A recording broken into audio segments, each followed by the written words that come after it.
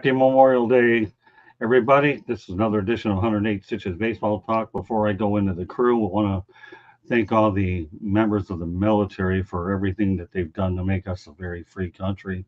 And we're really delighted to be able to provide you with a Memorial Day broadcast. So, my deepest, my deepest respect for all the military people that have ever gone out there and served our country and those that are currently doing it now. So, with that said, I want to introduce the crew real quick. Candy Ebling will be on for a segment or so.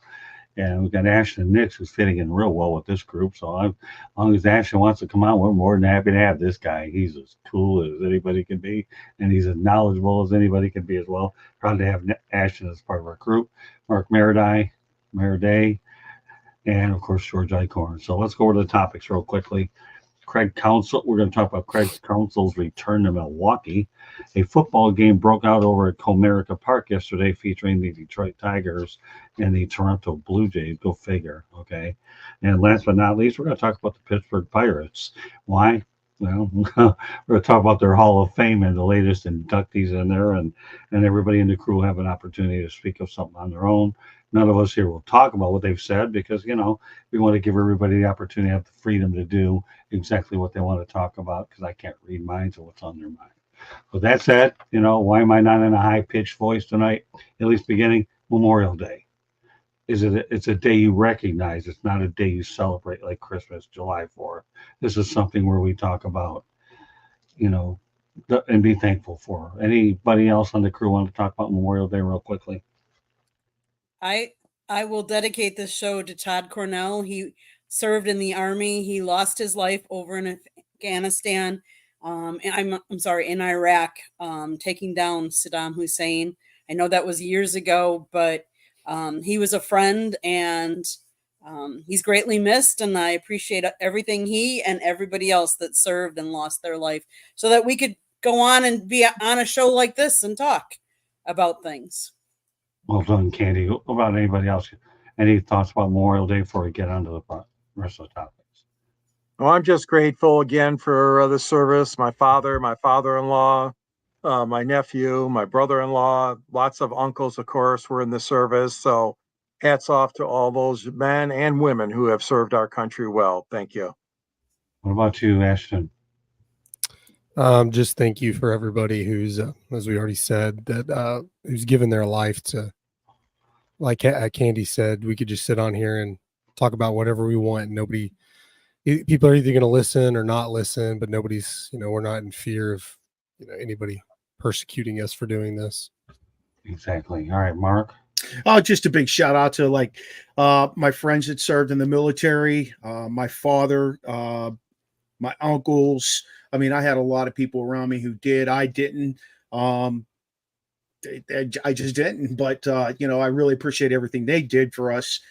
Without them, there is no us, like you guys all said. And my shout outs go out to my father, Mike Morganroth, who didn't serve overseas, but he went out there and was at Fort Sill, Oklahoma. Jerry Weinberg, who to me is a very close father figure of mine. And last but not least, my uncle Robert, actually in Vietnam. So I with them. So with that said, okay, let's go with our first topic. Craig Counsell's return to Milwaukee.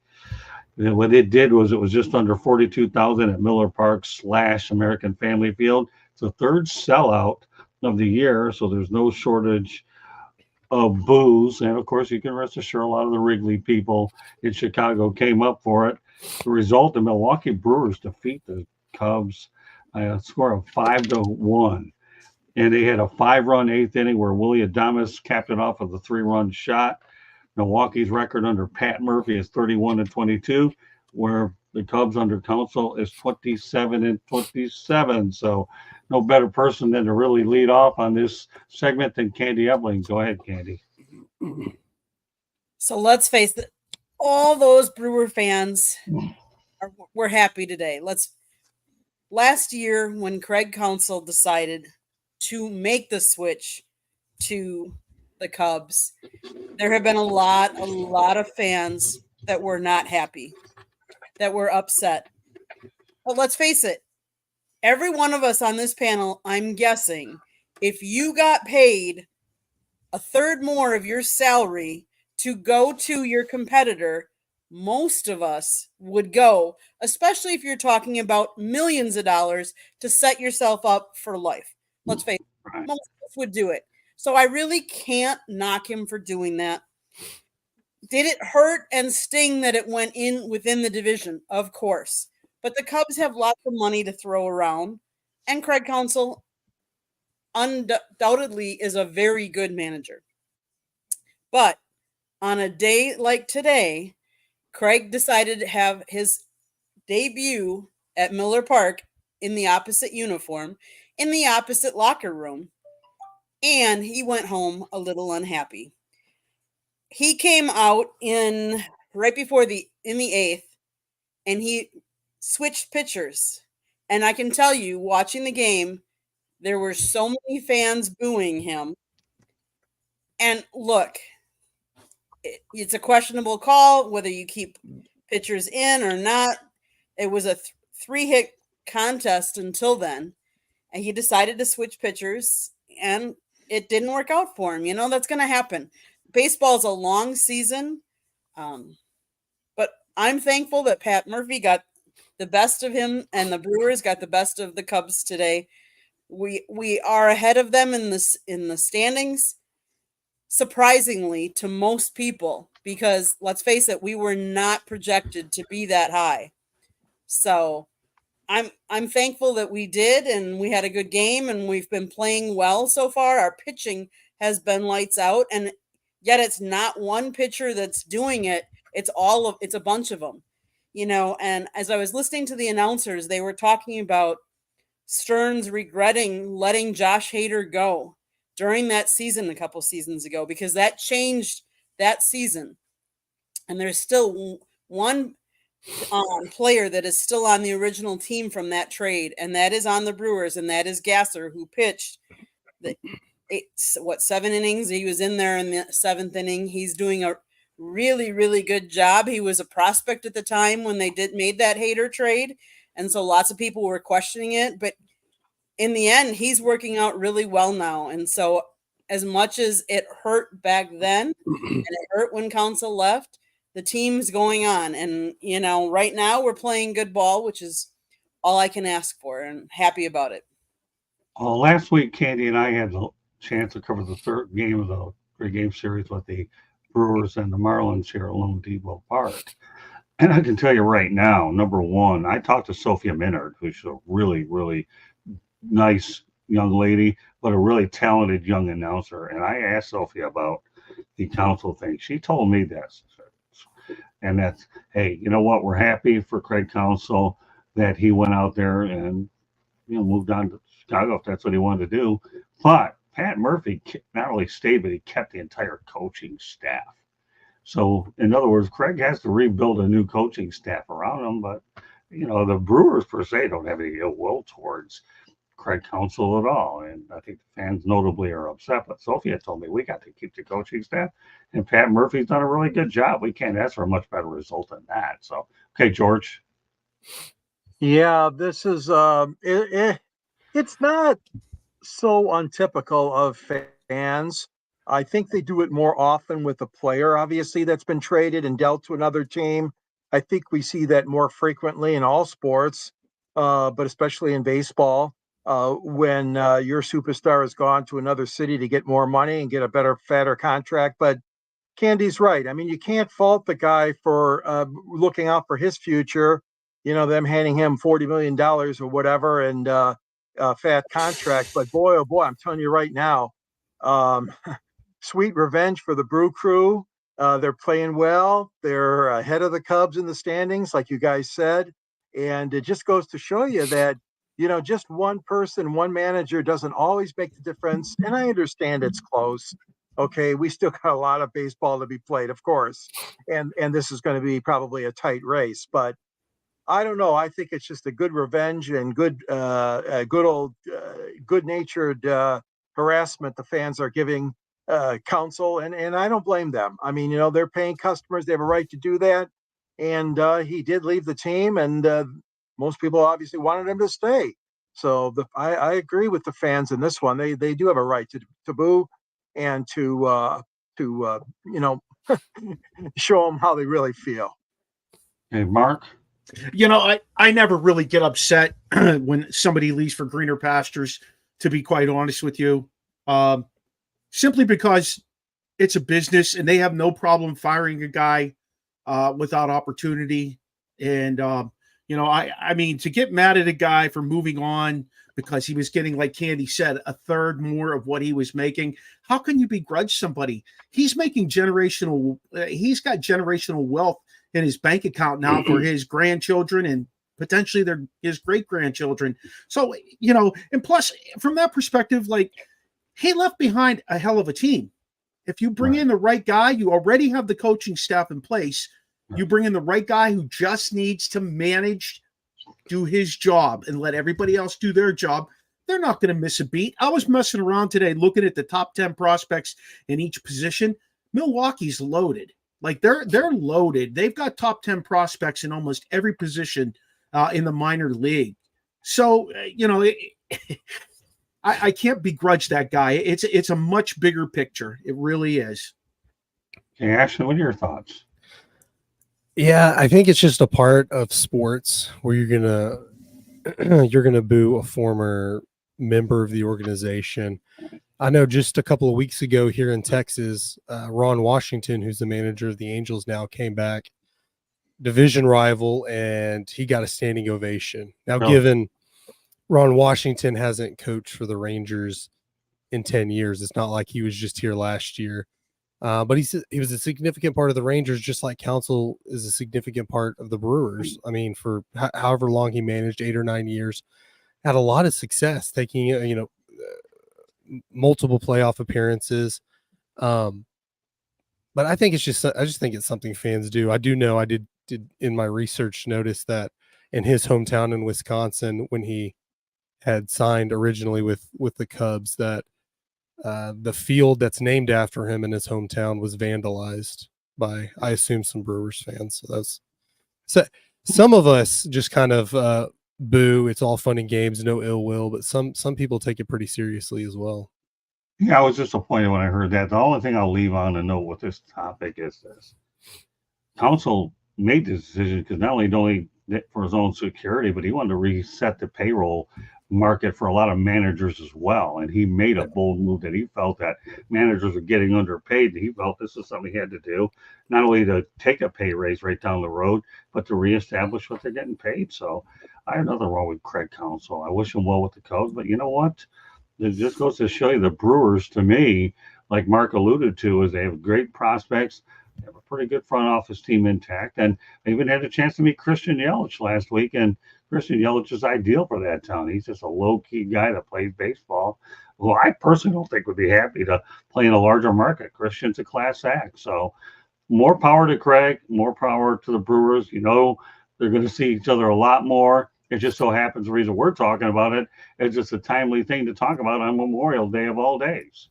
And obviously, we knew that the drama would be exactly what we anticipated from the start. So more power to Craig. Well, you know what? Yesterday at Comerica Park, though, a football game broke out in Detroit as the Tigers defeated the Toronto Blue Jays 14-11. How do you do something like this? Well, we had big days for Matt Vierling. We had 2 home runs, 4 RBIs. Spencer Torkelson had a home run and scored 3 runs. And Matt Canha had 1 run, 3 hits, and 2 RBI. But you know what, folks? Let me go out there and give you the box score, okay? Yeah, Candy can stay on all show, or she doesn't have to. But we're going to have her talk about a station break in just a moment because I got so excited about the Brewers topic. Nevertheless, Toronto 11-14-0. Detroit 14-17-0. The best news for Detroit, however, is they had Memorial Day off. And they have a 2-game series with Mark Mariday's Pittsburgh Pirates coming up on Tuesday and Wednesday. So, you know what, George? You're in Detroit. We've seen a lot of football. 14-11 scores are common, but when the Lions play somebody, not when the Tigers are involved. What are your thoughts about what transpired in downtown Detroit yesterday? And I don't think yeah, Scott, it was a fantastic finish for Tiger fans. Big crowds this weekend, too, because of the holiday weekend and because they were playing Toronto. Of course, Toronto their only visit to Detroit on this year's schedule. And with as you folks know, Detroit is right across the river from Windsor, Ontario. So a lot of Canadian fans come out. So it was a tremendous game, a big comeback for the Tigers. The game went back and forth and big innings, and I'll tell you what, it was really, really fun for the fans because the Tigers, as you guys know, have had real hitting problems all year. And then they get into these series sometimes and they get to whack the heck out of the ball. They face bad pitching or whatever the case may be. But that was one of those games where, yeah, it sure looked like a football score. The Lions, of course, play right across the street at Ford Field, but this was all baseball and it was all fun and lots of home runs. And Matt Vierling did a great job. I think he's a good pickup for Detroit. And when he's in the game, he gives you all he's got. He's a good ball player. So yeah, it was a lot of fun. It was an exciting game for the fans and one for those of us watching or listening to as well. Tigers have failed to stay on pace with with Cleveland and Kansas City, but they're not out of it yet. They're still in the chase for the wild card. So that's a good thing for Detroit. What do you think, Ashton? Yeah, 14-11 is a really odd score for a baseball game. It means they're scoring a lot of runs. Probably pretty entertaining to watch. 12 total pitchers used in that game. And the game time was 3 hours and 19 minutes. That doesn't seem like a long game, but post pitch clock era, that's a very long game. You're used to seeing 2.5 hour games now, but pretty crazy. Lots of runs scored. Yeah, you could say that. I wonder what the over-under was. I know when I was up there covering the Tigers and the Marlins, Tigers got 6 runs and never scored any more after that. Yeah. They couldn't hit themselves out of a paper bag with the Marlins, but don't kid yourself. The Marlins are starting to play better baseball, even though they're not a specific topic. They've won the last 4 series, I believe, when you factor in, the Mets, the Brewers, the Tigers, and am I missing one? Yeah, I think the Diamondbacks. So. Okay, we'll turn over to Mark. I was looking at what Detroit actually has in the pipeline there, and they've got some really good product coming through. The kid who hit the walk-off yesterday, that was amazing for them. What a great way to end a game that's got multiple runs like that. Like, I can't see it happening any better. A single's all great and everything, but to hit a walk-off in a high-scoring game like that. I gotta talk a little bit about Toronto. Toronto was really hyped up going into the season. They made a bunch of moves. They spent a crap ton of money, and boy, that's not panning out for them. I wonder how long before. I'm sure they'll wait at least till June is over, but they may be doing a fire sale up there. I've heard whispers of them, believe it or not, moving on from Guerrero. I couldn't believe it when I read this article, but they kind of feel like they're not going in the direction they wanted to. But the Tigers definitely shouldn't be sleeping on their own selves, because there's plenty of guys coming up through that pipeline, and I think you've got some good young pitching. I know you talked about the Pirates and Detroit playing the next 2 games. Man, hang on to your hat. You're going to see a great matchup tomorrow night with Jared Jones and what's the kid's name? Stubbles? Terrence Skubal, I believe. Yeah, Skubals. Yeah, you got that matchup tomorrow night. And then the next night, you get Skeens. That should be interesting. Yeah. Yeah. I'll tell you, I wouldn't be surprised if that one actually draws pretty well to see this kid. Yeah. I've heard a lot of things about Skeens. We'll bring him up on another show because we have enough Pirate stuff to get to tonight. But obviously, we'll have one in a moment. So, George, so everybody chime in on this one. Yep. All right, so the main thing that with the Detroit Tigers, I've always thought A.J. Hinch is a good manager. But as I mentioned before in another show, they don't have anybody down the middle of that lineup that scares me yet. They just don't. If Spencer Torkelson, who, by the way, hit 31 home runs last year, is a guy I thought good. That's not to say, again, the only 50 games in the year. Guys usually get a little bit hotter as the year goes on. We'll see if those numbers come closer or get near or surpass. Time will tell. But let's face it, Detroit's a good rivalry anyways. It used to be in the American League East. They're only separated by 4 hours apart. We all know about the Red Wings and the Maple Leafs having a good rivalry. And so you have the Red Wings and Maple Leafs, and the Tigers and Blue Jays and and the Raptors and Pistons aren't bad when the Pistons are playing well. Okay, and that's when, not going to go off topic too much. And as far as the so you've got three. We don't have to worry about a football rivalry. I don't see the Toronto Argonauts playing the Detroit Lions if they do. I'd love to see that and see what field they would use. But what the heck, But yeah, it was pretty entertaining as well. All right, we'll bring Candy back on for an update.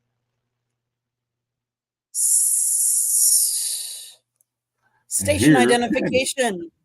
Station identification. Here we go.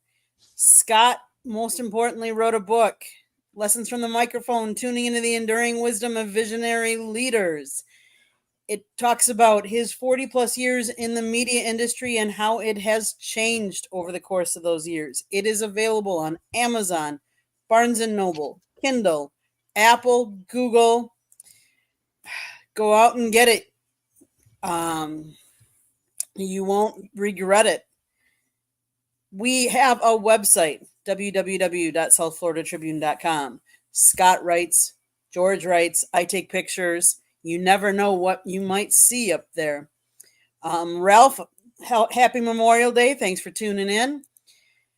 If you want to listen to our podcast, wherever you get your podcast, Apple, Google, iHeartRadio, you name it, CastBox, Deezer, all those places, we're there. Go see. If you want to advertise or sponsor a show, call Scott, 954-304-4941. Let's see. What else did I miss, Scott? The shows, all the different times and days. All the show. Oh, that's right. Well, today is Monday. So today is baseball, 108 Stitches Baseball Talk. Tuesday nights is Inside the Pigskin Football. Wednesday nights, Sports Exchange. You just never know what we're going to be talking about. It could be NFL.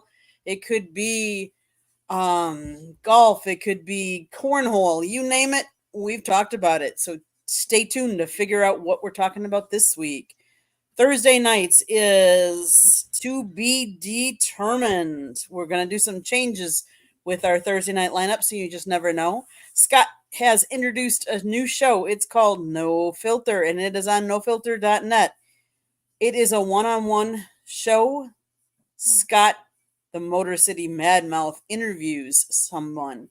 Last week it was Melfar Jr. Go over to nofilter.net and look at the show. See what interesting things they talked about. They talked about everything from the car business to Mel playing with the LA Rams. Got to go over there and check it out. Okay, back to you, Scott.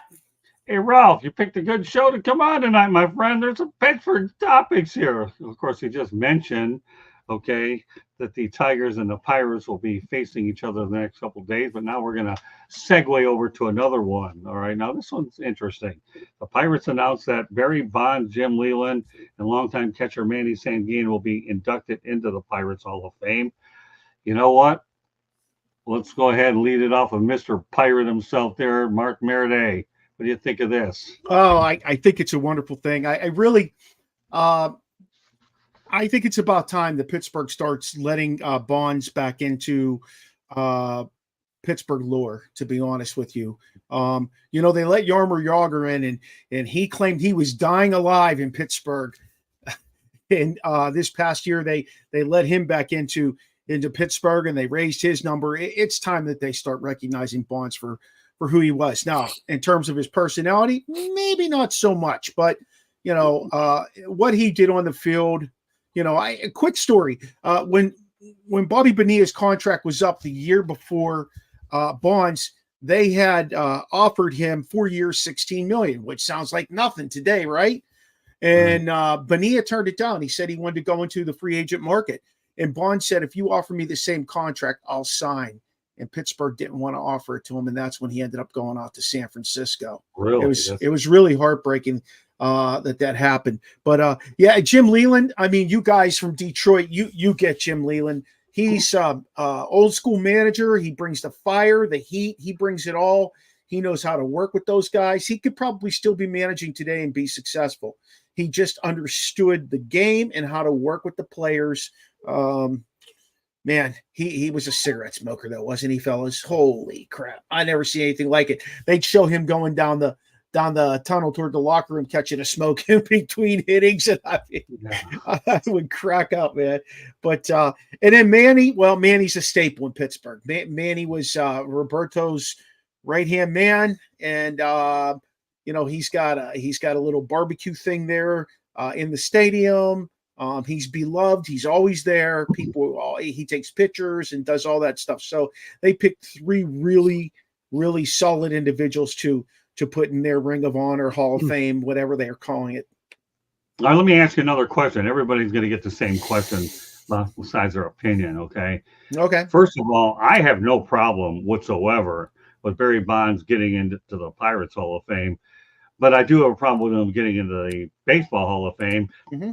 And the reason why I say that is because when I was at Comerica Park, obviously for the Tigers and Marlins, I didn't walk around like we did before George and Candy when we went to the Royals game.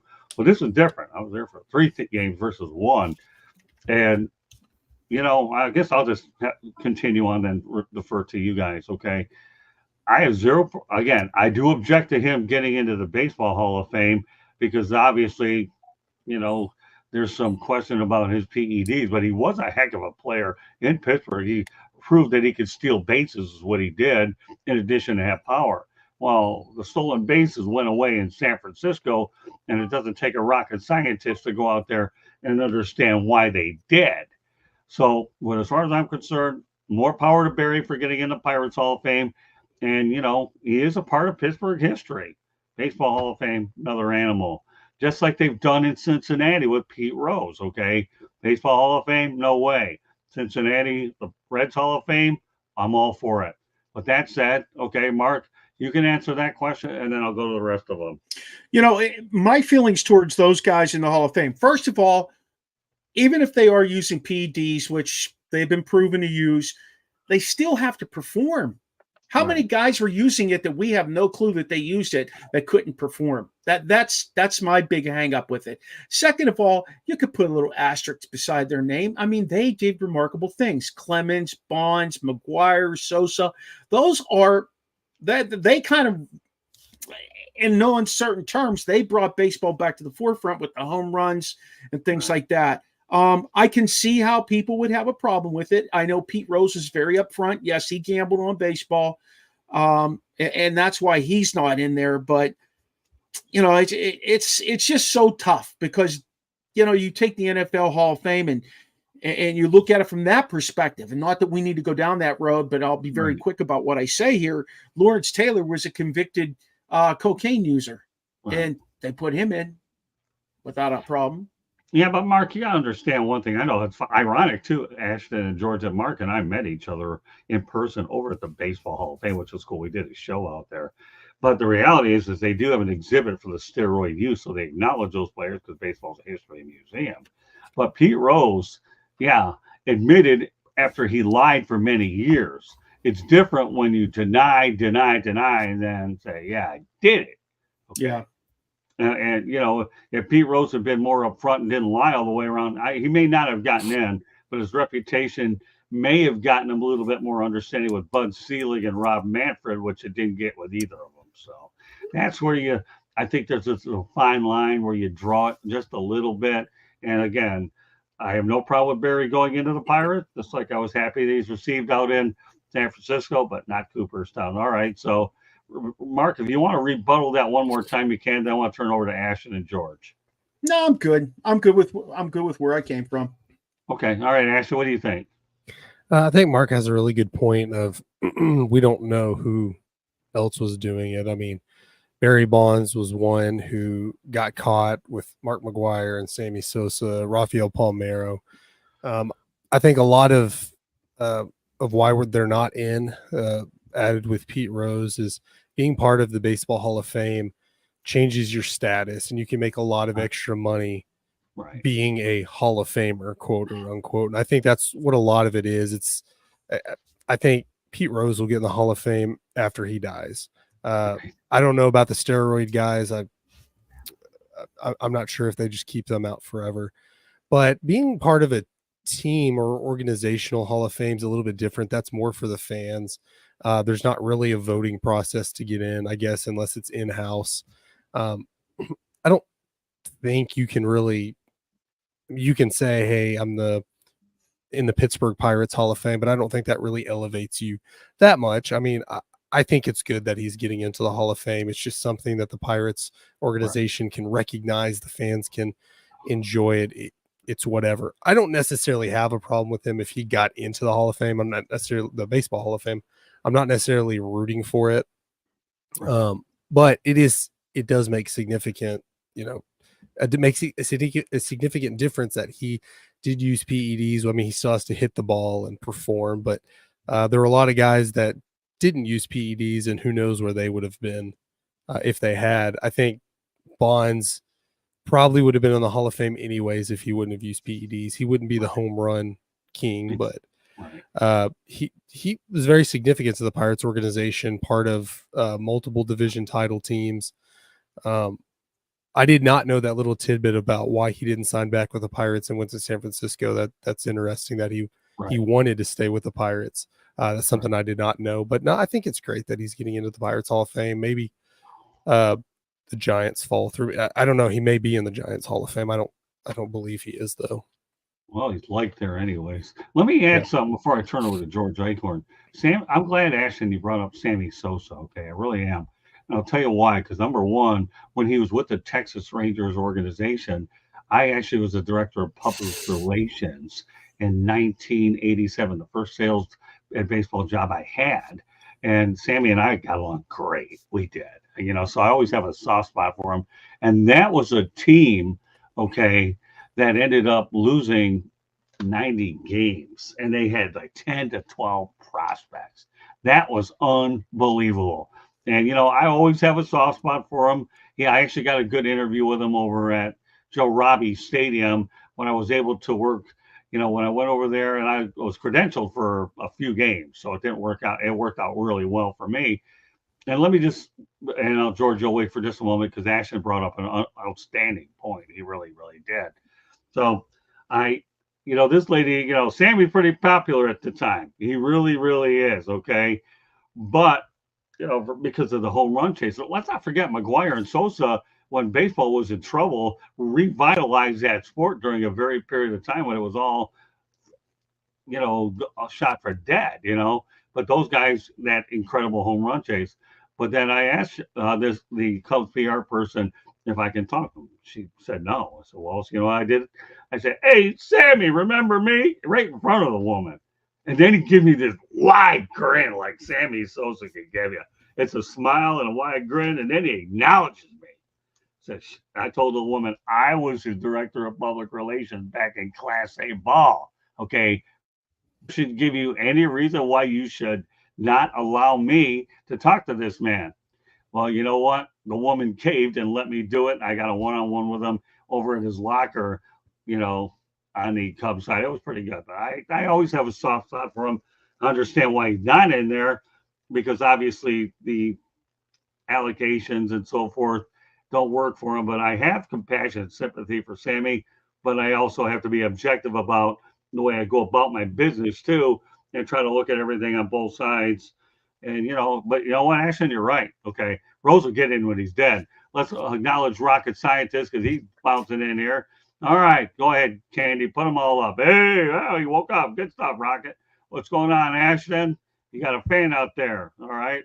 Ashton should be watching the Dallas Stars game right now as he lives there. Dallas down 2-0. You probably gave him a reason not to watch it and be on with us. I have it on in the background over there. I keep checking it every now and then, but good not that interested right now.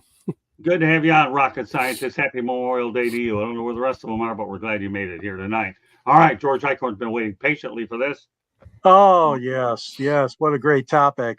Well, first of all, hats off on those upcoming Pirates Hall of Famers. I mean, let's start with our man, Jim Leyland, who had a fun run with the Pittsburgh Pirates. And then, of course, he bounced around a bit, but Florida Marlins and a cup of coffee out in Colorado and Detroit to close his career. So the man's a great guy, good baseball mind. He has such a passion for the game. And, of course, is going into Cooperstown as well as to the Pirates Hall of Fame. Manny Sanguillen, I always loved him too. Good smile on his face. I mean, just one of the great catchers, that really did the job day in and day out. We were blessed in Detroit with a couple of those guys, Bill Freehand back in 1968 when we won it all. And then in 1984, which I can't believe is 40 years ago, when the Tigers won the world championship with Lance Parrish. They call him the big wheel. And I know how important a catcher is to a team.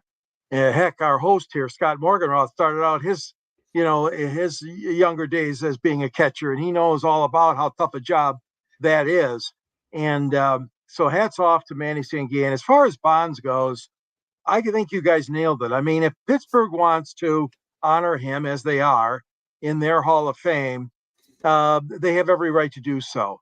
That is something that the Tigers don't do here in Detroit. They don't really have a Ring of Honor or a Hall of Fame, but what they do is they acknowledge your name or your number or both on a wall out in deep center or right field. But that's being said that, Bonds, no, I would not put him in the Hall of Fame. It was a sad era. I blame Bud Selig for a lot of that era, and ironically, Selig's in the Hall of Fame, as we know.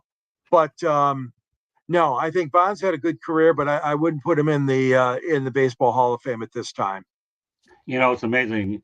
You talk about my time with catchers. I've been taught one of my great sources within the Marlins organization. He's a PR communications guy. I actually met him in Detroit, actually, because, when you're on the home turf, everybody's around and there's so many more of us. But when you're on the road, it's a much different animal. So the guy's name is Louis Durante Jr. He helped me actually get an interview with Dane Myers, and he's great. So anything you need, let me know. I got his number and all that. So I said, listen, here's what you need to do, Louis. By the end of the year, I need you to get me an interview with a catcher. Okay, a catcher on the Marlins. Okay, we got the rest of the year, and knowing Louis, he'll come through. After all, the way he orchestrated that Dane Myers one up in Detroit was unbelievable. So, but that's just what catching is in my blood. It really is. I mean, I love being able to go ahead and be behind the plate, framing pitches, talking to the umpires and the batter and talking to my pitcher. I'd probably get blown out in today's game with all the antics that I pulled back in the day. So, I'm not afraid to admit it on live national podcasting or broadcasting, whatever you want to call it these days. But I love catching. I was into the game at all time. I would warm up our pitcher between innings. I was that hyper. I mean, we didn't need a bullpen going. I would do it at myself. And, I didn't care about the beating I took there. The only regret I have about catching is when I played Pony League ball, that I had wished I had played that position there. But my body at that time, being young, got beat up good. It did, taking all those foul balls right to my mask and getting hit all over the place. I don't think it's led to my later concussion injuries and head injuries that I'm currently experiencing. I love the position. I really, really do. And that's why Manny Sanguian, I don't know how long they've had the Pirates Hall of Fame, but I'm glad he got in. Catching, to me, is a position that's the most underrated and underappreciated position on the planet. Even when they had Alex Avila with the Tigers, this guy took a beating behind the plate like I've never seen a catcher take a beating behind the plate. So more power to them. In fact, I'm happy for all three. I don't know what the Tigers are doing, and I know lots of clubs have their own Hall of Fame, and some of them don't. But nevertheless, I'm on board with all three. Now we get to the portion of the show where all my crew has a parting shot. With that said, we won't rebuttal any of them. Everybody, this is their own personal topic. Eichhorn, George, lead off. Oh boy, there's so many different things to talk about here. I'll tell you what. Well, we only need one. One of my, it'll be just one. One of my parting shots is going to be, again, the broadcasting of games. We're blessed here in Detroit with a young man named Dan Dickerson. He had unbelievable shoes to follow. Obviously, he had to fill the shoes of one Ernie Harwell, who, as Scott and I know, was a dear friend and a dear, dear man, one of the greatest broadcasters of all time, no question about it. But Dickerson has done a nice job. He actually got his start in radio as a newsman and has made a great transition from news to sports. He used to do University of Michigan basketball, and he did some baseball, but he was fortunate because he came in to the broadcast booth as Ernie was leaving, so to speak. In the last couple of years with Ernie, he had an opportunity to spend a couple of years with Ernie. So my salute is just going to be on this day to a great man. He's a great Christian. He's a very nice person. And they gave him a bobblehead doll this year, which is a really sign of respect, obviously, for a broadcaster to have a bobblehead doll giveaway. So a man who's unheralded probably in most cities. They probably never heard of the guy. And he is a Michigan guy through and through. So Dan Dickerson, you're doing a great job. What he's doing some radio and some television when Jason has to do one of the other national broadcasts that he does.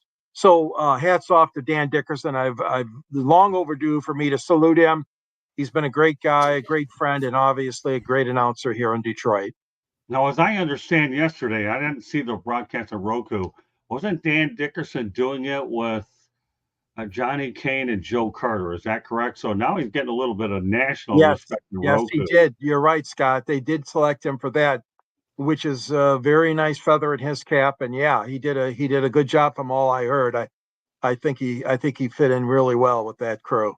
And I know on numerous occasions you talked about George Blaha being as good as he is, but the problem with George he's never had the opportunity to go on national broadcast. So unfortunately, a lot of people don't know about him. But yeah, that's a good one. I really, really like that one, George. I've met Dan one or two times, but I don't know him that well. Then again, I don't live there and I don't cover the team on a regular basis, but I certainly enjoyed my time for that 3-game series. Okay, we'll turn it over to Mark. What's your parting shot? My parting shot is I want to see the impact of Acuna being out for the rest of the year for the Braves. I think that's going to be a real interesting. It's going to probably take a couple of guys to replace what he had been doing thus far this year. He was having a really good year. He had a great year last year. He's reigning MVP, National League MVP. I don't know how you replace him, but it's going to be interesting to see how that plays out for them.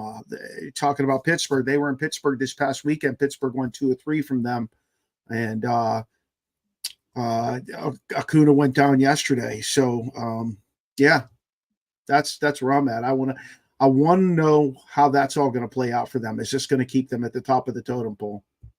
You know what, Candy? We're going to give you a parting shot. Go ahead, Candy. I was hoping you would take that as a sign. So my parting shot has to be to Boston Red Sox reliever Chris Martin, who took offense yesterday when he was playing with the Milwaukee Brewers in the top of the 7th inning on Sunday's game. The Brewers bunted in consecutive at-bats against Martin in the 7th inning, leading to him having some words with Milwaukee first base coach Quentin Barry as the inning ended. The benches proceeded to clear, though no punches were thrown and no players or coaches were ejected. I'm sorry. Last I checked, bunting was part of the game. If it's a strategy you want to use, let him use it. Boston Red Sox reliever Chris Martin, keep your opinion to yourself because come on, they're just playing the game. You were just upset because you were losing at the time.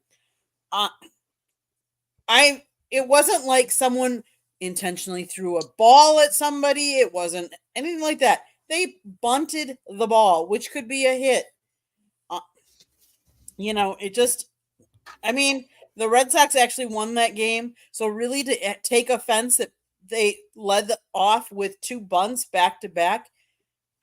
Again, I'm sorry. You can throw whatever pitch you want. The batters can swing if they want to swing full swing or if they want to bunt. That's completely up to them, and you should not be taking offense to that. I'm sorry.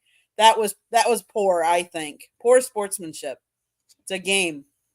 Don't worry, Candy. I can take the hits from you. That's all I'll say. All right, we're going to send it over to Ashton. Go ahead, my friend.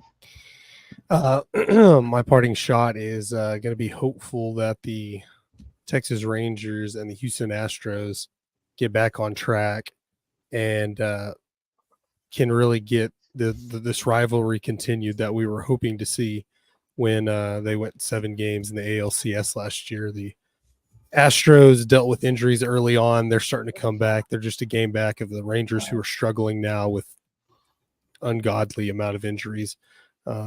They did win yesterday and break up their 6-game losing streak. Corey Seager with a couple of home runs, 6 home runs in his last 6 games. It looks like things might start to get back on track, and I'd love to see the AL West come down to the Rangers and Astros down the home stretch. Well, at least you get to see him play an awful lot during the course of the year, so it's not the worst thing in the world either. It looks like the American League owns Texas, and the National League owns Pennsylvania. So what can I tell you? All right, my parting shot is this, okay? According to MLB, Luis Arias has 8 more multi-hit games, 22, than strikeouts this season, 14. The Marlins are playing at San Diego for the next 3 games. Incidentally, in the bottom of the 8th, the Padres lead the Fish 2-1. And guess who has a hit? You named it, Luis Arias. So I'm anxious to see how this trade plays out. I loved watching Luis Arias play. If you talk about, to me, a man that can win back-to-back batting titles in separate leagues, okay, to me, you can talk. I would, in fact, ironically, him playing in San Diego reminds us of Mr. Padre Tony Gwynn. So I hope and pray that Luis Arias can find a home in San Diego. But Luis Arias is not only missing South Florida, but he's probably the one player on the planet to me that I really, in recent years, when it comes to actual hitting, he gets it, and he's going to be a superstar for a long time to come. So, we'll see how the Marlins prospects play out over the next several years. They got a good prospect haul, but right now, I like what San Diego's done by adding Lewis. But no, that game is close. It'll be an interesting 3 days with the Padres and the Marlins, and for our Pittsburgh audience, they get the Pirates and the Detroit Tigers, and they both consider them rivals. So I'm glad we get to point out a couple of games. When we talk about the baseball show, not only do we talk about the top topics, but we also talk about what's ahead in the week until we bring this same show back to you next Monday night, same time, probably around 8:15 Eastern time will be your starting point. I didn't know, what everybody was doing on Memorial Day. That's why I moved it back by about 15 minutes, but we'll probably be on the air at 8:15 next week. That's what we're hoping to try to get done. So, meanwhile, great job on my crew. I enjoyed incorporating the segment where everybody gets their own parting shot, because after all, let's face reality. You know what? I can't think of everything, but I got 4 or 5 people that are definitely capable of thinking of things I don't come up with. Any closing thoughts, Candy? Nope, I'm good. Okay, well, you know what your closing thought is? One more station identification, and then we're going to go on the horn. That's where you're going. Station identification. Okay. If you see the red subscribe button, that means you haven't subscribed to us. I don't understand why, but please do so. And then share us with all your friends and family, whoever would like to listen to on Monday nights baseball, Tuesday nights football, Wednesday nights all kinds of sports, Thursday nights to be determined yet. If you like to listen to the podcast, you can find us wherever you get your podcast. You can always go to our website, www.southfloridatribune.com. You can see writings of Scott, George, my pictures. We even put up all the broadcasts. We have transcripts from the Dolphins, the Jaguars, the Lions, and I know they're on off season, but they're still every once in a while sending us updates. You never know what they might be talking about. We cover the Marlins for the most part. And just so you know, Ashton, I think Texas is coming to Marlins Park. I think it's this next weekend. It's coming soon. We're hoping to get out there for that. But if you have show ideas, you can always email us, southfloridatribune@gmail.com, or be in a comment in the commentary here. Give us ideas, whatever you'd like, us to talk about. Let's see. If you want to advertise or sponsor a show, call Scott 954-304-4941. And his book is available Amazon, Kindle, Barnes & Noble, Apple, and Google. Lessons from the Microphone, Tuning into the Enduring Wisdom of Visionary Leaders. Anything else, Scott? Yeah, as a matter of fact, George, you made an interesting reference about Dan Dickerson. But in my book, I talk about a lot of guys that went from sports to news. Dan Dickerson took the opposite way, going from news to sports. So I just want to get that out there. Okay, yeah. Well, with that said, George, go ahead. All right. I write for the South Florida Tribune, as Candy mentioned, under the Motor City Tribune. There's my book. There's a link to my book at the end of my columns. I just wrote a nice preview column. Thanks, guys, for publishing it on the Grand Prix Big Auto Race coming to Detroit next weekend. And also, you can reach me at gicorn@yahoo.com, on LinkedIn. I'm also on there. I'm also on Twitter or X, whatever it is, at Sand G Sports 99. And very happy to be part of Scott's and Candy's network here with 108 Stitches, the Sports Exchange, and other shows that they need me on. And I really appreciate the opportunity to talk to all of you tonight, too. Great show. And I you have know to what? go give a shout out to Dottie. Thank you. How Yeah. about them Brewers over Counsell's Cubs? Love it, Dottie. Yeah, thanks for getting involved. Also, I do want other shout out to Ralph Williams and Rocket Scientists for taking a few minutes to come on tonight as well. Go ahead, Candy. I have to give out a shout out to Dottie because Dottie was my pitcher when I played softball back in Wisconsin. So she is a great one to be talking about Brewers versus Cubs. So she was what? You're say what her position was? She was a pitcher. And you were the catcher, a lot of right? times I would catch her, and sometimes then I would go in and relieve her too because I was a jack of all trades. I could pitch, I could catch, I could play the field, but yeah, I caught for her many a times. Very good. All right. Great. Learn some new things there. All right, Mark, go ahead. Well, you can find me on the Original Sports Podcast or OSP with MM. We're on every social media platform. Our show streams live on Tuesday nights at 7:05, and you can find us on Roku on Tuesday nights from 9 to 10 on ESEN, Elite Sports and Entertainment Network. Let me see. What else do you need to know about us? You can email us at originalsportspodcast@gmail.com if you have any questions, comments, or any kind of show you'd like to recommend for us. Feel free to reach out, and we'll get back to you.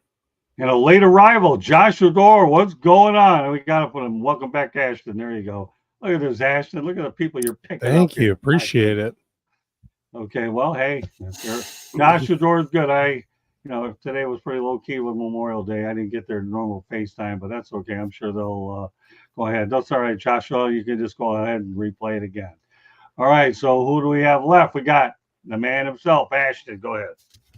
You can find me at Ashton_Nix on any social media platform. You can also follow us at Peak One Sports on all the platforms. We get you ready for your sports weekend on the leadoff Saturday mornings. We have the sports page on Wednesday nights. We do have our hockey show that's usually on Thursday nights. And I also write for the Burleson Buzz covering the minor league team, the Cleburne Railroaders of the American Association. Well done. Check all my stuff out. Yeah, by all means. And again, Ashton's as well as Mark and George do a great job sharing our content on Twitter as well. And speaking of Twitter, I'm glad I remembered that. If you want to find us on Twitter, you can find us at Tribune South on Twitter as well. And don't forget the incredible job that Candy does on the website, www.southfloridatribune.com. She's a mastermind behind everything getting up there. And to me, she is just absolutely unbelievable. So Josh Odor wants to check out your hockey show. Boy, I'll tell you, get him hooked. You're going to have an interesting show. Go ahead. Find us out at Peak One Sports, Facebook, whatever. You can have that. It's called Shut the Puck Up Hockey Show. So I got to make sure I always have to have that P hard in there. Oh, boy. Yeah, no, I don't blame you. It's not my show. It's a couple other guys that do a great job. They're real huge hockey fans. Yeah, Joshua Odor has a tendency to light things up whatever show he participates in, and that's putting it mildly. Yeah, I'm not going into any details with the intent to keep the show on a flow. But, I believe you can find Peak One Sports. They have a separate Facebook page. Is that correct? And all you have to do is like it. Is that correct? So there you go, Josh. Yeah. If you're on, and then you can even, when you go on Twitter, just go ahead and follow them there. But my recommendation for you, Josh, is like Peak One Sports on Facebook, and I'm sure you'll get the updates. And trust me, Ashton will welcome your comments. And tonight you were a little light because he came into the party late, but I have a feeling that show is definitely up Joshua's entertainment alley for sure. So on that note, great job by my crew tonight. I want to thank George. I want to thank Mark. I want to thank Candy and Ashton, of course, our newest addition, and without question, one of our best additions of the year so far. And we appreciate the time that Ashton comes on because he's a straight shooter and simply knows his stuff. Glad to have you. Appreciate it. So on behalf of them, I want to once again thank everybody for joining us. Happy Memorial Day. And once again, our deepest appreciation for all the veterans that have served our country. Good night, everybody. We'll see you next Monday night. We should be going live at around 8:15 p.m. Eastern time. So take care and hope you can join us. Good night, everybody. Good night.